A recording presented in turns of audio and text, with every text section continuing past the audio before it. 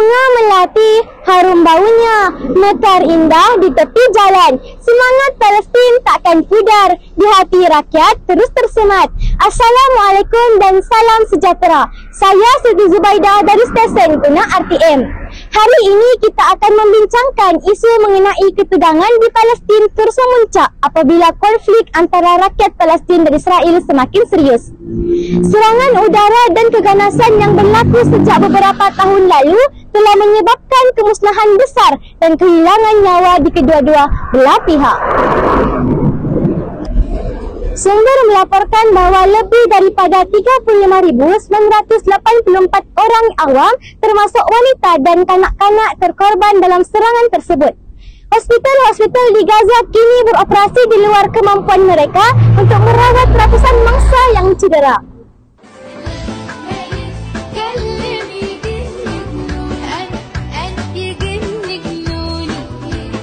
Cikgu, apakah faktor utama yang menyebabkan konflik di Palestin terus berlanjutan?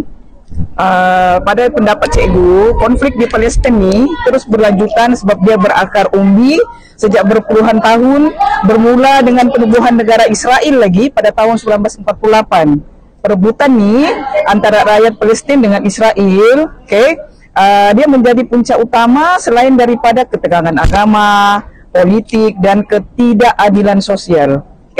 Jadi isu seperti penindasan penduduk Palestin, penjajahan wilayah, serta tindakan keganasan kedua-dua belah pihak ini terus mengobarkan konflik ini sampailah sekarang ini. Serangan yang berterusan bukan sahaja merenggut nyawa, tetapi juga menghancurkan impian dan masa depan generasi muda Palestin. Ramai kanak-kanak kehilangan tempat tinggal dan pendidikan mereka terganggu akibat kemusnahan sekolah serta kekurangan tenaga pengajar. Assalamualaikum, apa kabar Tuan? Waalaikumsalam warahmatullahi wabarakatuh. Tabarakallah. Bolehkah Tuan jelaskan faktor utama yang menyebabkan konflik antara Israel dan Palestin berlarutan? Konflik Israel dan Palestin ini telah bermula pada tahun 1948 lagi apabila terbentuknya negara haram Israel, iaitu apabila tiga negara besar iaitu Amerika, British dan Perancis telah mengusahakan sebuah negara haram Yahudi. Pada asalnya orang-orang Yahudi telah berkumpul di sana kerana mereka telah ditolak di Eropah. Masyarakat Eropah tidak mau menerima mereka. Akhirnya orang-orang Palestin telah menerima mereka sebagai teman ataupun boleh hidup di bumi Palestin. Namun begitu apabila makin ramai orang-orang Israel, mereka secara diam-diam telah mula membentuk pakatan dan membentuk sebuah negara, dan akhirnya orang-orang Palestin telah dihalau dari tanah air mereka. Ini ada kaitan dengan pahaman agama mereka. Mereka menganggap bahawa Palestin itu atau bumi Palestin itu sebagai bumi yang dijanjikan untuk agama dan bangsa mereka, iaitu bangsa Yahudi. Mereka ini dipelopori oleh gerakan Zionis, gerakan yang menafikan hak orang lain tetapi mereka merasakan bumi Palestin itu mereka miliki.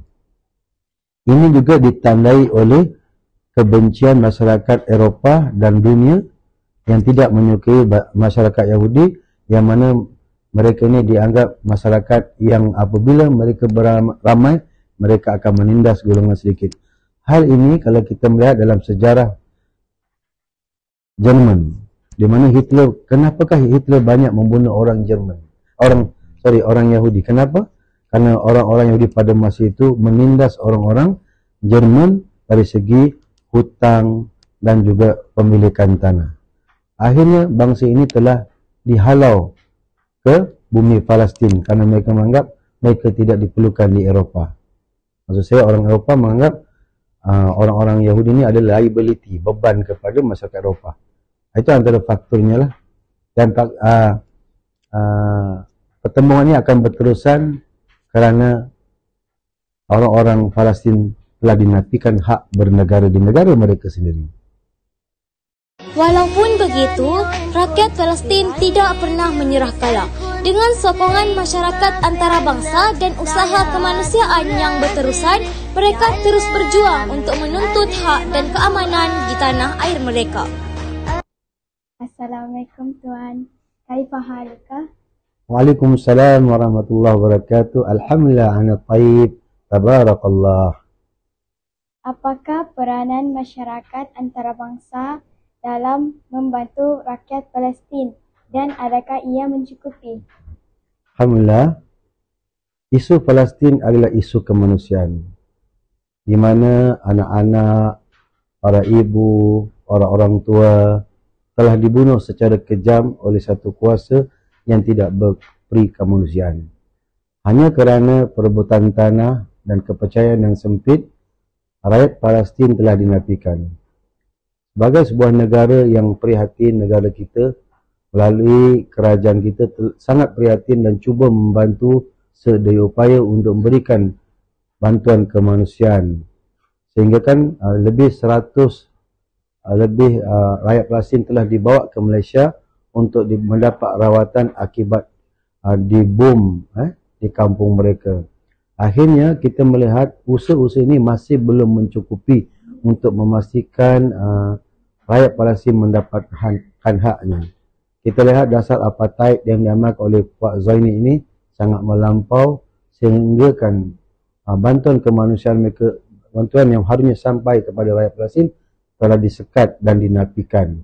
Malah mereka juga telah mengambil peluang untuk membunuh lebih ramai lagi rakyat Palestin. Walhal rakyat Palestin adalah masyarakat yang tidak berdosa. Malahan mereka berada di negara mereka sendiri. Rumah mereka, bangunan mereka, kedai mereka, perusahaan mereka hancur luluh begitu saja akibat kekejaman oleh Pak Zionis. Untuk itu, Malaysia dengan negara-negara Islam yang lain, negara-negara yang pasti bukan saja negara Islam, seperti di Brazil, di UK, semua telah bersidang dalam pertubuhan masing-masing untuk menyekat kekejaman dilakukan oleh Israel.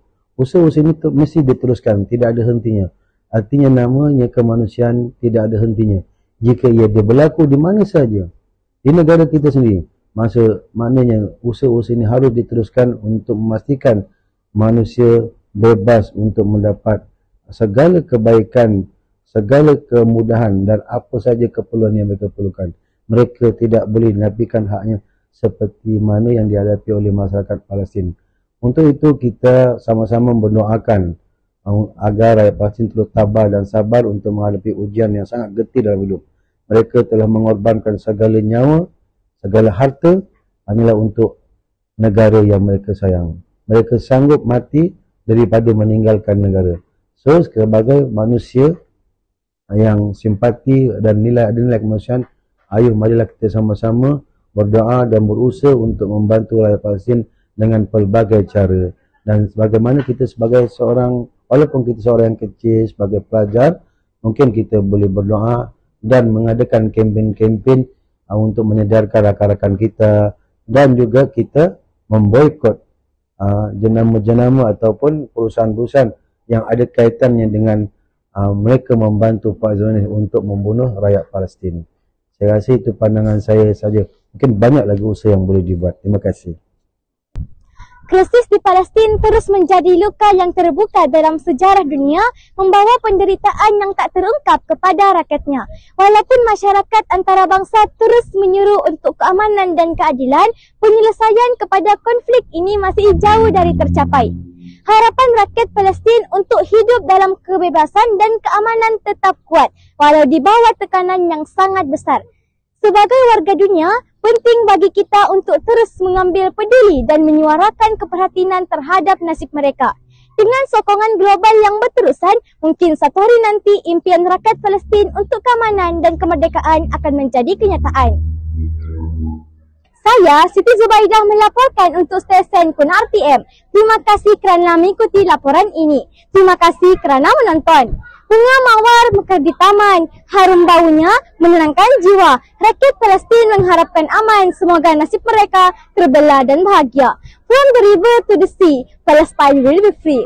Free Palestine! Free Palestine! Free Palestine!